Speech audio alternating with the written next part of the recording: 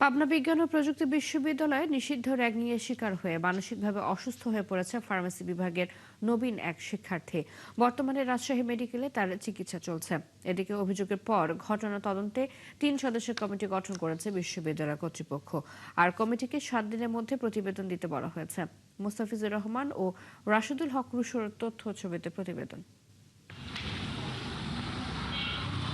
র্যাগিংয়ের শিকার হয়ে অসুস্থ অবস্থায় রাজশাহী মেডিকেলে চিকিৎসা নিচ্ছেন পাবনা বিজ্ঞান ও প্রযুক্তি বিশ্ববিদ্যালয়ের ফার্মেসি বিভাগের নবীন শিক্ষার্থী মুশফিকুর রহমান তুহিন। মানসিকভাবে অনেকটাই ভেঙে পড়েছেন তিনি। পরিবারের সদস্যরাও আছেন দুশ্চিন্তায়। তুহিন জানান, গত 21শে জুলাই দুপুরে পৌর এলাকার বাংলা ক্লিনিক এলাকার একটি মেসে 17 ব্যাচের ফার্মেসি বিভাগের কয়েকজন শিক্ষার্থী তাকে র্যাগিংয়ের নামে মানসিক অত্যাচার করে। এতে তিনি অসুস্থ হয়ে পড়লে নেওয়া হয় পাবনা সদর হাসপাতালে। পরে তাকে ভর্তি করা হয় রাজশাহী মেডিকেলে। পরিচয় পর্ব ঠিকভাবে দিচ্ছিলাম, একটু ভুলের জন্য খুব হেনস্থা করা শুরু করলো। এরপরে প্রত্যেকটা বিষয়ে মারাত্মকভাবে হেনস্থা করলো। যে প্রশ্নই করছে সঠিক উত্তর দেওয়ার পরেও মনে হচ্ছিল সঠিক উত্তর দিচ্ছি, তারপরে ওনারা ভুল ধরতেছিল এবং খুব অশ্রাব্য ভাষায় গালিগালাজ, অনেক ফাইসা কথা, বাজে কথা বলতেছিল।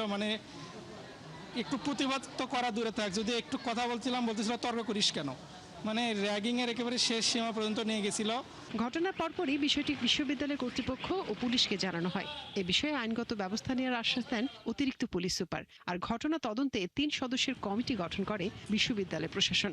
আমরা গোপনে এটা জেনেছি, এখন এই বিষয়ে আমাদের কাছে কোনো অভিযোগ আসেনি। তবে এই বিষয়ে আমরা যদি কোনো অভিযোগ পাই তাহলে আইনানুগ ব্যবস্থা বিশ্ববিদ্যালয়ের প্রশাসন এর সংশ্লিষ্ট একটা তদন্ত কমিটি করে দিয়েছে এবং দ্রুত সময়ের ভেতরেই বিশ্ববিদ্যালয়ের বিধি মোতাবেক যে শাস্তির ব্যবস্থা করা দরকার বিশ্ববিদ্যালয়ের প্রশাসন সেটা ব্যবস্থা করবে। এই ঘটনায় ক্ষুব্ধ বিশ্ববিদ্যালয়ের সাধারণ শিক্ষার্থীরা।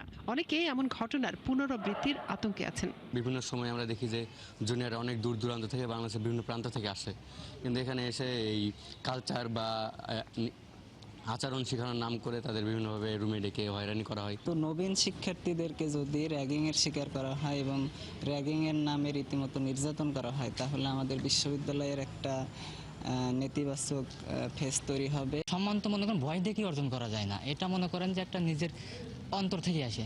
সুতরাং বিশ্ববিদ্যালয়ের মতো একটা মুক্ত জায়গা বা মুক্ত চেতনার জায়গাতে যদি এরকম ভয় দেখানো হয় তাহলে এটা কোনোভাবে কাম্য নয়। এদিকে অভিযোগের বিষয়ে বক্তব্য জানতে অভিযুক্ত একাধিক শিক্ষার্থীর সঙ্গে বারবার যোগাযোগের চেষ্টা করা হলেও কেউই ফোন ধরেনি।